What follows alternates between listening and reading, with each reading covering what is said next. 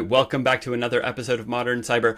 I am super excited about today's episode because we get to talk to somebody who is actually more expert in the field than I am, who has been looking at this field longer than I have, and who has a wealth of knowledge, information, and experience in looking at a topic near and dear to my heart, API security.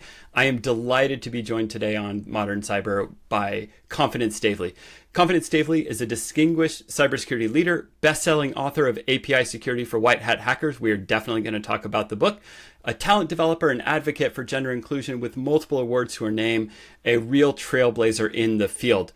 Confidence excels at making complex cybersecurity concepts available and accessible to a wide audience. She has a YouTube series, API Kitchen, that uses culinary metaphors to demystify API security. A ton of industry certifications, CISSP. There's more. We don't need to get in every one of them. Also an author, also being recognized as one of the top 40 global thought leaders in cybersecurity and safety in 2024. One of 150 fascinating females fighting cybercrime from Women Know Cyber.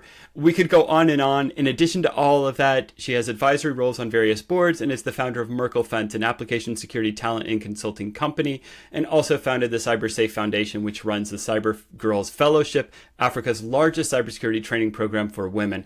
We're going to get into a ton of all that today. We probably won't have time for absolutely everything. I don't know where you find the time to do it all and join us on the podcast, but I really thank you for making the time to join us today. Thank you, Jeremy. That introduction is so warm. I really appreciate it. Oh, awesome. And I really mean what I say when I say that it really is a pleasure to get to talk to somebody who has been looking at API security for longer than I have.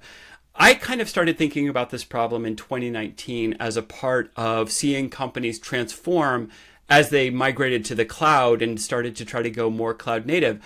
I'd love to hear your journey. When did you start thinking about the problem, and what was it that prompted you to start looking at APIs as a critical attack surface?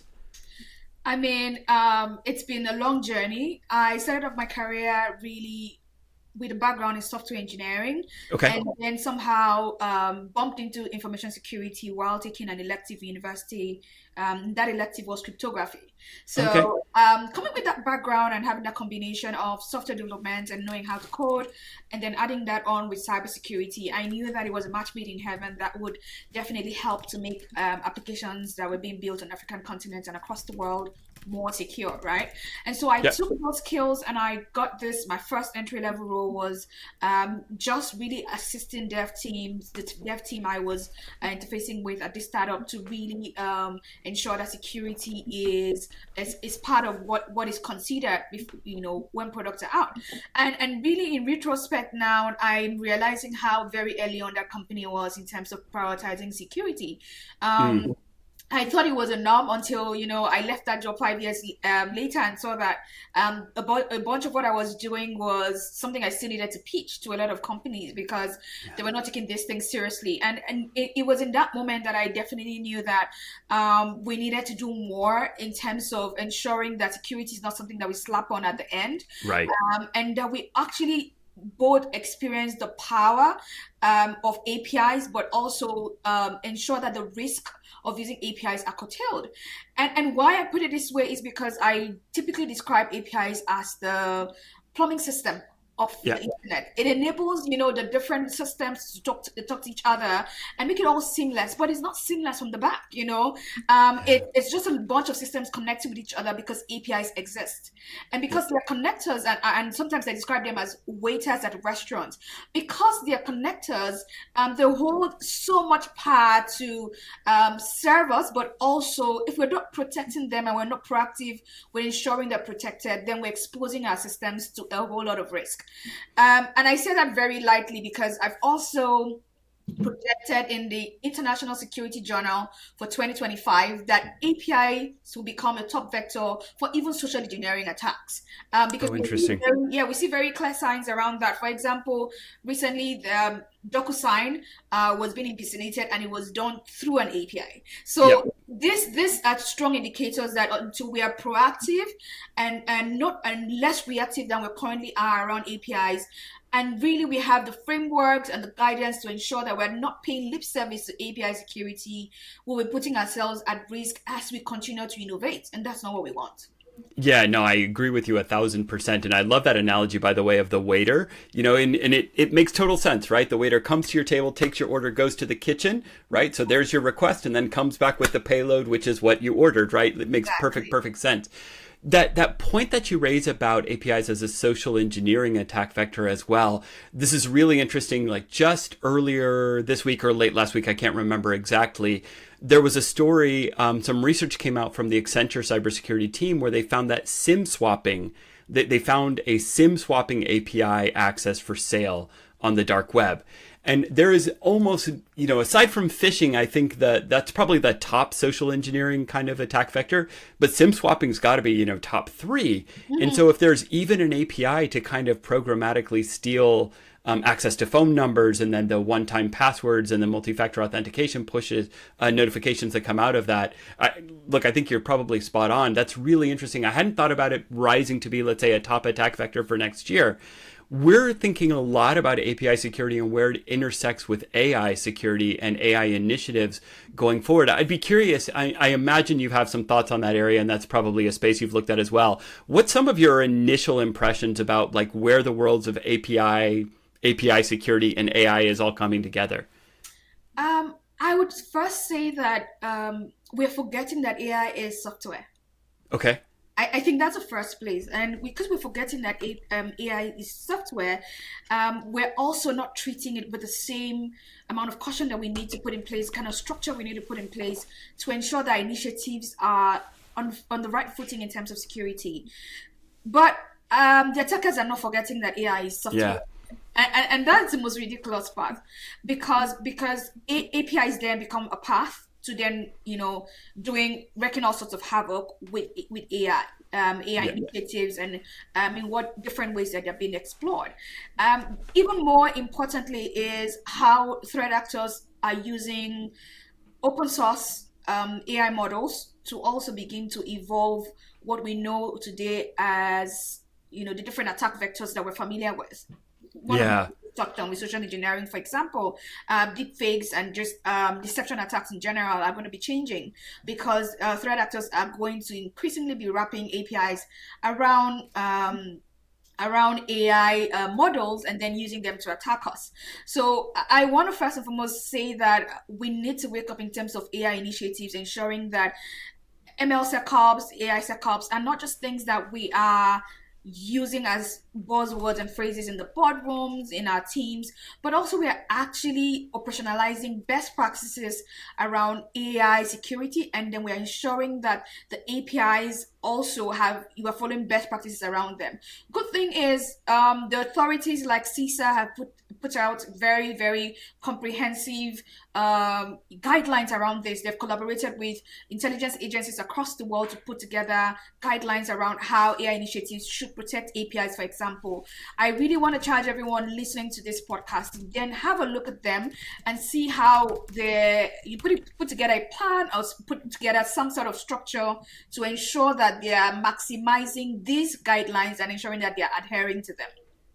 Yeah, and there is, in fact, the release from earlier this year, joint guidance on deploying AI systems securely that I think you're referencing there. We'll make sure we get that link included in the show notes today. A very good source of information for anybody to check out.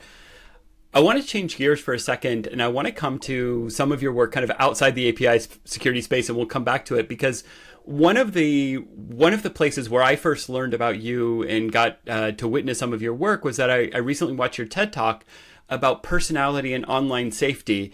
And I know it's kind of outside of the API security space and AI, and it's not, let's say the cutting edge thing, but on personal online safety is I think a challenge that we've all had to deal with for, I don't know, 15, 20 years of the internet at this point. And one of the things that you raised in your talk was the focus on understanding different personality types and the inherent traits that we all have. How did you start thinking about that as being an important way to relate to people in discussing online safety? So first and foremost, I would say that my first indicator to thinking about that was just looking at what the stats say around the types of attacks and how attacks even begin in the first place. A Okay. majority of the attacks we see that are successful actually begin with a social engineering attack success. Different types of social engineering attacks that become successful that then lead on to different other attacks. So we see that as a leading vector. And really, what is the thing between an attack that's social engineering and its success? It's just the human. Yeah. It's the human. And then if we're looking at that as a core thing, if the human is the core determining factor of whether or not a social engineering attack will be successful or not, why aren't we studying this from the lens of psychology? Okay. And if you want to put that in one hand, also, I want to talk about the second side of things. Cybersecurity is a relatively evolving field that is really taking on, learning from other very advanced fields. One of the very advanced fields we're learning from is medicine. Another one we're learning from is marketing, right? And these fields have evolved. And marketing, for example, has evolved to then begin to see, if you're marketing to humans, we need to understand how humans think. We need to be able to see how they think so we can sell them a product. But then we aren't doing that for cyber. If we see that humans are the blockade or the entry point, for social engineering attacks, then we must look at how humans think. And that's exactly where that Okay. inspiration is coming from. Marketing has then evolved and is evolving even more to use psychology and personality traits to then begin to position product. And so we need to Yeah. take it from there as well. And I then looked at I looked at studies around the world. I don't take credit for what you saw, right? Yeah. And Yeah. I'm going to share some of the sources for the studies that I looked at for my TED talk. But then I looked at these studies and I really agreed with them because there are five major personality types across across the world that we've basically identified, and they call them the big five. I've coined it into an acronym. I don't know if this acronym exists, but it helps me easily remember it. An acronym is OCEAN. Okay. So all for openness, people that are really open to new experiences, typically would react to social engineering, different kinds of social engineering attack type differently as well, because the factors that drive them to action are slightly different from those, for example, that are then conscientious, which is the second type of personality, right? The conscientious people are a bit different. They want to follow authority. They want to follow the rules that have been laid out. But then again, they are more likely to be driven to action by authority figures. And Okay. my talk, I also talked about how authority really just plays a role as a persuasive means of getting people to take action, even in social engineering attacks. We also have people that are extroverted, and very much so. And people that are extroverted generally want a community. They want to interact with people. They want some form of acceptance, and they want to be in spaces with other people and seen in some way, right? And that also opens them to certain kinds of attacks. And then there's also agreeable people who just want to go where everyone else is going to. So once there's Yeah. social proof, for example, around a type of or around a scam, for example, those people will basically jump right in because they want to be seen with other people doing those things, right?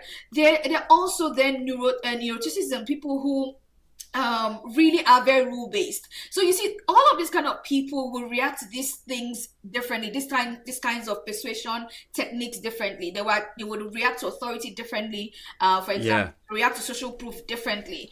And I believe that very strongly. We need to ensure that cybersecurity awareness isn't just an activity that we have having one size to fit all, but ensuring that we are then leveraging personality types to then address shortfalls or even Yeah. certain strengths of certain personality types, and ensuring that we're delivering what people need to show up their reaction, especially under pressure. Yeah, I mean, that makes a ton of sense. And it's really interesting because I think what we all experience in our day to day, and the same is true for us. We did our SOC 2 certification. As part of that, we had to do some cybersecurity training programs for everybody within the team, etc. There was one size fits all. It's exactly one line of cyber training. Whatever the attack vectors they had in there, which were mostly like anti-phishing, recognizing malicious links in an email, that kind of thing. They were very plain, let me say. And I don't think there was anything in that I connected with psychologically or emotionally at all, which I think it's pretty clear. Like if you I think all the studies show that if you have an emotional connection or you have some kind of response to what you're learning, it stays in your head better, right? As I said, Jeremy, I want to add that that emotional bit is something we're also missing out. Yeah. Right? Most of the cyber attacks we've seen really spark on an emotion or more emotions, more than one emotion. It's either fear, excitement, desire, even when it comes, just casual scams, like the love scam, it's desire that's been triggered. Yeah, Like absolutely. people that are getting scammed on LinkedIn, getting people to download malware during, say, interview sessions is also desire. That's an emotion that is packed. Fear of missing out is an emotion that is packed as well. So until we also educate along the lines of emotions, and also pack some of those emotions during the trainings to keep retention really high, we won't be successful. So you would go back and redesign these programs, right? And then maybe so how would you then put people through some kind of personality assessment to kind of funnel them into or nudge them into different training programs based on what you think is going to stick with them the best? Absolutely, I will. And we do this even during recruitment, during onboarding sessions when we join companies. Some companies really just take people through some sort of personality test to see alignment with company values or alignment with the culture of that organization. Why aren't we doing it with cybersecurity awareness? Why aren't we trying to understand the person more to ensure that we're tailor making what the experience is going to be on that training? And good thing is AI is here, and until I believe that AI brings new promises in terms of that sort of custom experience in cybersecurity awareness better than we currently have it, because I believe that we need to be more effective with it. I have a series of videos coming out very soon, and one of the videos that I have is basically telling people not to click on suspicious links is dated right now, right? It's not effective anymore. We need to move past it.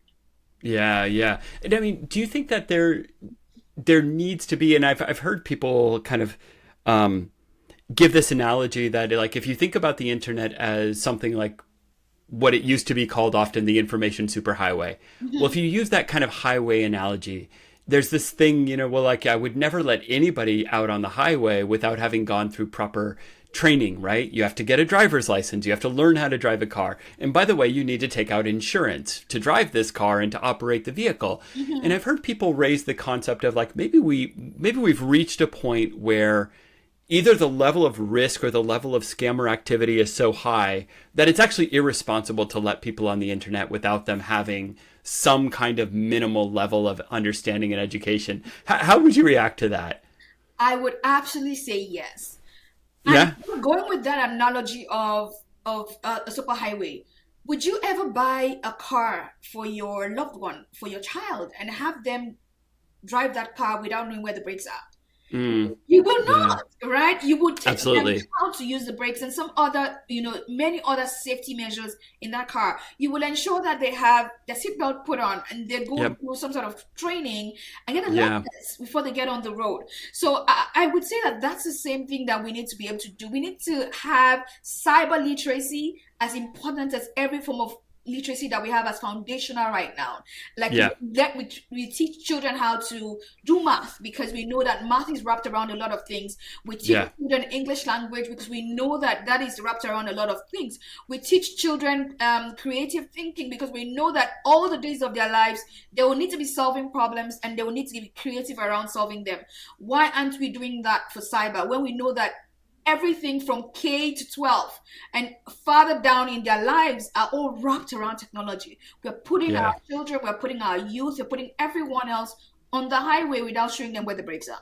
No, and I mean, if we extend this analogy even a little bit further, and we may be stretching it, granted, but, not all highways are created the same, right? There are parts of the internet that are pretty well and well understood and okay, but then there are, let's say, some social media sites in particular that are very toxic, and there are other sites that are full of malware and viruses and things like that.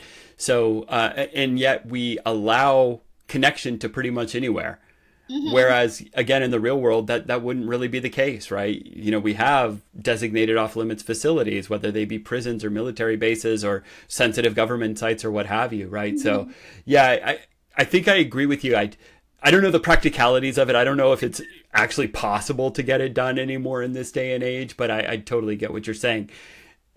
Going along the lines of analogies, I love the concept of the API security videos that you do using the kitchen analogies.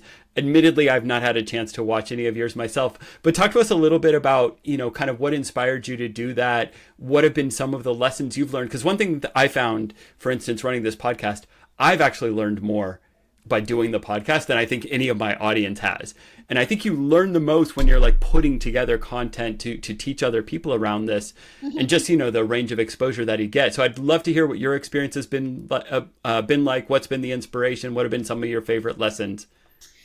An interesting fun fact about API Kitchen is the name and the style of delivery is actually a protest. Okay. A lot of people don't know this. I was protesting something that I learned. I mean, a leader in I'm not going to say where, a leader had said that women belong in the kitchen. And I didn't want to say women don't belong in the kitchen. I belong in the kitchen, yes, but I belong everywhere else I want to belong. And this is exactly what my thinking was. I'm not going to shy away from the fact that I love making meals for my family, but I'm more than making meals for my family. I'm a board member, I'm an author, I'm a cybersecurity professional and a leader. I have these many other interests, right? So I belong in all of those places. So API Kitchen was one way of saying that, and empowering other women to own that identity for themselves. There is no changing myself into a man because I want to be in cyber or seen in any other way. It was just really embracing that and embracing the power of being a woman. That is on one side. The second side of things, when I thought about it thoroughly before starting out, was why would I think this would be effective aside, posturing and showing women the power and showing everyone else what's possible for women. But it was also from the lines of the fact that although we don't all make the meals we make, meals we eat, we all eat food. In fact, you won't be here, Jeremy, if you didn't eat 2 days ago, possibly, Yeah, for sure. Yeah, right now. Yeah, of course. But we all eat food. And so that's one language we all understand, food. Every one of us can relate to anything around food. And so for me, it was just using that abundance of relatability and really sticking to my personal brand, which is just really breaking things down and simplifying things. So it was right up my alley to then use food as a means to teach about API security. And analogies have been ever flowing. That connection with food, and people just get it. And I'm very excited about the response. It's been, I've been garnering from the audience and everything. But I've also learned, by talking to so many professionals, that the things that make the biggest difference are the barest minimum. They're like very simple things around API security that make the world of difference, but we're not operationalizing them. One of them is testing, right? We somehow find the time to test every API for functionality, right? Before we send them out, before we release the API to production. But then we don't have the time to test for security issues. I mean, we only test APIs maybe once or twice a year, possibly because of compliance requirements. Yeah. It's sometimes as simple as that. It's sometimes because once you're able to test them more frequently, you can see where authentication gaps are. You can see where authorization issues are. You can see where you have IP validation issues. You can see a lot of those issues. But because we're not testing enough, we're not even seeing them until the bad guys help us find the loopholes, exploit them. Like you were speaking about the APIs that are now helping with SIM swapping, and then we find out that we fussed around and found out, having to pay so much for that. And we see that very clearly in big industries like the telecommunications industry. There's just heavily under attack, and the role that APIs are playing. And you look at the report, for example, from the biggest fine that was given for a telecommunications company that failed protecting APIs. They were very simple, mundane issues. So I think that sometimes when we talk about security, we are typically looking at the high-hanging issues, right? We're forgetting that the attackers aren't even reaching for the apple on the tree. You have to pick up the apple from the ground, because we are not doing the barest minimum. So we are not fruits on the tree, we are fruits on the ground. And I think that whole discovery was quite eye-opening. I think it was cementing of what I knew, but hearing from other professionals was quite helpful, because it's then showing us that to change security posture or to improve it. We just need to start with the basics, get the basics done right, get the non-negotiables done right, and we'll be better off. Yeah. This is a message that we share with customers as well when we're talking to them about it. And I think we were chatting a little bit before we started recording. For the most part, when we talk to customers about API security, they're usually looking at the problem for the very first time. And it's, they kind of somehow recognize that there may be an issue around API security and they want to start thinking about improving the security for their own organization. And they ask, well, what should we do? And I said, well, look, first start with visibility. I mean, just basic question. Do you know all the APIs you have? Once you have that, then the second question, which ones are good, which ones are bad? Or you might ask the question, which ones are important and which ones are less important? Which ones are external facing, which ones are internal facing? Figure out, what is the right way to think about the security problem for your organization. But you have to just start with these basic understandings of like, what do you have? What does it look like? And it leads me to something else that I've kind of wondered, and another thing we were talking about a little bit before we jumped on, and I mentioned that, there's not a ton of API security regulatory compliance requirements around the world. And I know you had some insight and some thoughts about like, what is the connection that you see between, well, I guess between security and compliance in general, and then API security and compliance, maybe a little bit more specifically? I've always seen compliance as not the holy grail, Okay. I see compliance as a springboard. So it's typically the jump starter. I think that's the Okay. phrase I would love the most. It's a jump starter for things, security programs specifically. A lot of organizations would very well continue to innovate without security. It's a nice to have for a lot of organizations. The time when it's no longer a nice to have and is a must have is when two things occur. Now, the Okay. first thing is when there's a breach. Yep. Everyone comes back and resets and throws a lot of money at the problem. The second time when something jolts decision makers or leaders to action around security and prioritizing it is typically compliance. So there's a regulation, maybe the maybe the regulatory body for the industry they're playing, then says this is what you must do for you to continue to do business.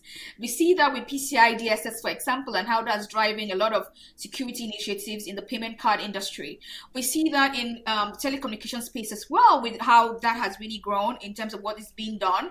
So I believe that regulation and compliance as a whole in general it's just that jump starter, and from there on organizations begin to see why they have to mature the programs and then continue to grow from there on. And this also is something that accounts for why companies or businesses that play outside of the spaces that are heavily regulated also fall behind heavily in terms of security practices. It's a very straight line you can draw between the two things, and I really hope that we can see specifically more. You're going to say something? Yeah, I was just going to say, along the lines of drawing the straight line, do you mean that, like, let's say you take these heavily regulated companies and you can draw a straight line between, let's say, the regulatory requirements and what they actually do? And because they'll only do the things that are kind of within the regulatory scope. Absolutely. They would absolutely do that. And that's also why I fault compliance as well, because it's the barest form. It's not the holy grail. It's the barest form. Definitely not. Yeah, so and that's what we see. But we see that begins to drive things, that jumpstarts things, which is generally good. Something is better than nothing in place. For sure. Mm-hmm. Yeah. But along those lines, I mean, you mentioned, of course, somebody gets breached. That obviously kickstarts a lot of efforts around that. I think one of the things I've observed over my career in cyber is you hope that it's your competitor who gets breached, and that is what drives you to start looking at it.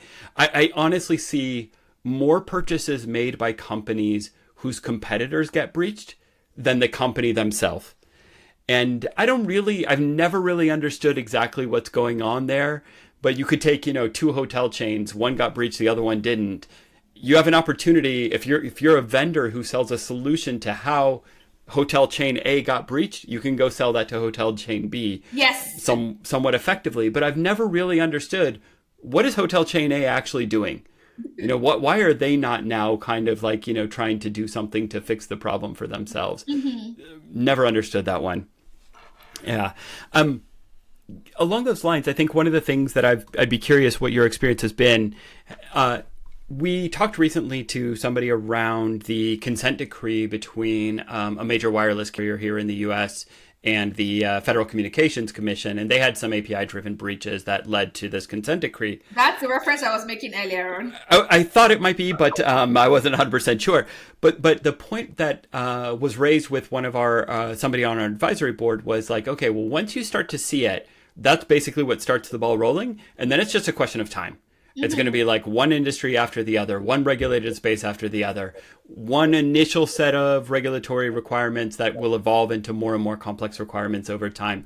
How have you experienced that with the companies that you've worked either at or, let's say customers of yours and helping them to navigate that process? I think that it's very true. It has a knock-on effect. Yeah. Because a lot of the big companies are served by smaller ones. So if there's a regulation, for example, that touches on third-party management and ensuring that that is done properly, it means that you then automatically require the companies that serve you to then rise to a level to be able to provide services to you. And there's nothing that makes leaders respond more than anything that touches the bottom line. So once you touch the bottom line, you're talking to me directly as a leader. And that's what we've seen in the space. So that knock-on effect really just creates a pack of cards, a positive pack of cards across the space. We also see that, or rather, I have also seen that regulation from an industry perspective really works. Yeah. So we see that strongly in the financial services space. Aside the fact that they have a lot to lose, we've also seen that across the world, the regulators have been very proactive in some way. We're speaking earlier on, just before we started recording, around how Nigeria is doing greatly at this. And it's because the regulators there are fist strong around best practices. They come in and they actually check before you get some licenses. And they're really, the experts that advise them are also very forward thinking in terms of what the threat landscape is going to be and how that's evolving. So we see that also transcends to, as innovation grows, then security is also growing with it at some pace that I believe is really forward for what we think about Africa and how it has to do with security. Well, that brings me to a question I've been wanting to ask. And, with the few minutes that we've got left in today's conversation, you work with customers here, you work here in the US, you work with customers in Africa. What are the major differences that you see, if any, or are there no differences? And that's just, something that people kind of think might be a difference between US and Africa, US, Latin America, US, and, really any other part of the world. I think that the major difference that I see is there are a lot more structure. There's a lot more structure around how regulation is done. There are a lot more big pockets of regulation in the US than in the African continent. So let me give you an example of what that is like.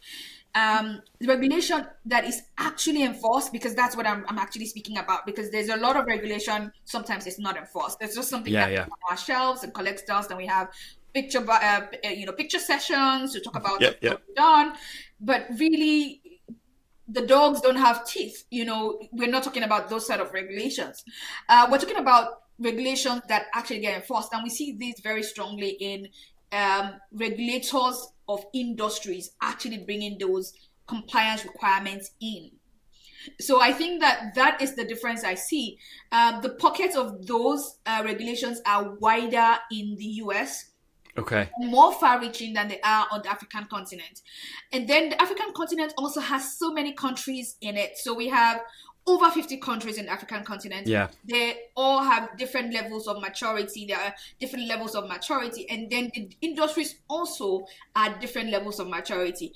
I think that very varied and wide range of where cybersecurity programs are in the enterprise is what I find as one of the biggest differences. But as it has to do with attacks, I don't think that I see a huge difference. Before now, in Africa used to, have a chill pill to take.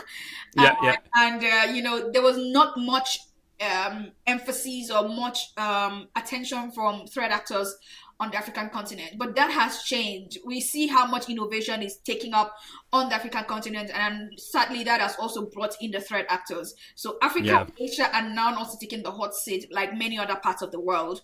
Yeah. But then I would say that the place of regulation, how it's done across the industries, and how that touches on different businesses has a different impact, and that's a major difference I see. Yeah. How cybersecurity issues really are managed. I'll give an example. In the UK, small businesses are required to have some sort of cybersecurity program in place, and there are simple steps they have to take, and they get some sort of recognition for doing that. We see Yeah. that particular thing, although not a regulation, has driven best practices with a lot of small and medium scale businesses. Yeah. And again, just the basics, right? Like just the, get the apples off the ground kind of motion, right? Those are the kind of stuff. So really, that I would say that coordinated way with large scale impact around cyber regulation or best practices, that's that way is what I would say is the biggest difference that I have seen. Yeah. And across all the 50 some countries, there's not really, let's say, regional blocks that have consolidated a set of standards across countries or across industries. Absolutely. Yeah. And that's the challenging. Is lacking. So when you're driving programs, you're driving cybersecurity best practices, then you have to do it on a per country basis.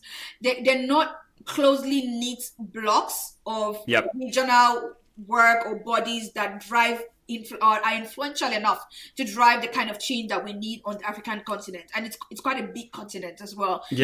With more players than I see in the West. Yeah. I mean, it's 1 billion plus people, and I think correct me if I'm wrong, but I think it's the fastest growing, both in terms of, let's say, net economic growth across the continent and in terms of population growth across the continent. Yeah. It's also the youngest continent in the world. So think about workforce growth, think about about a lot of things. It's just growing really fast. Yeah, really interesting to hear your perspective on that. Thanks for sharing on that. And one other question, I know you do a lot of work around diversity, equity, and inclusion efforts in cybersecurity. What do you think we're still getting wrong with regards to this? As let's say, we're a cybersecurity software company, so we're kind of more on the vendor side. But I imagine that there are steps that need to be taken not only across vendors, but let's say like consulting firms, system integrators, and then, even just teams inside organizations on the cybersecurity side. What are we maybe misunderstanding, or how should we be thinking about doing a better job relative to DEI? I'll say there are two major things. One is hiring process. Okay. We're not looking outside of certain pools, and sometimes regulation also doesn't help as well, right? In some places, it doesn't really help as much. So we are casting our nets in very small pools, and then we'll catch the same kind of fish. As against if we had our nets spread out very widely. And DI is one of those things that doesn't happen by chance. As a matter of fact, even the way we naturally work as people, we gravitate towards people that look like us. Or similar experiences as us. Yeah, people right? we can relate to easily. You get what I mean? So we typically would gravitate towards people that look like us. So DI would not happen by chance.